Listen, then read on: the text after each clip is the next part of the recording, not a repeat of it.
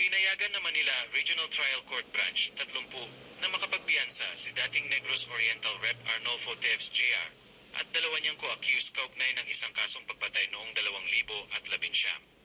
Ayon sa korte, hindi napatunayan ng prosekusyon na malakas ang ebidensya ng pagkakasala laban kina Teves, Richard Cuadra, at Rolando Pinili upang patibayin ang alegasyon na may sabwatan ang mga akusado sa krimen.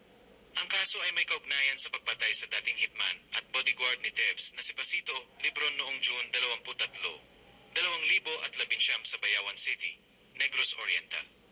Dahil dito, itinakda ng korte ang piyansa sa 500,000 para kay Teves at tig 250,000 naman para kina Cuadra at Pinili.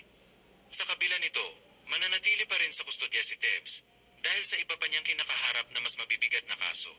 Kabilang ang umano'y pagkakasangkot sa pagpaslang kay Negros Oriental Governor Roel Tigamo noong 2023. Nakatakda naman sa June 23, 2026 ang pagsisimula ng presentasyon ng ebidensya ng prosekusyon para sa nasabing kaso habang nagpapatuloy ang pagdinig.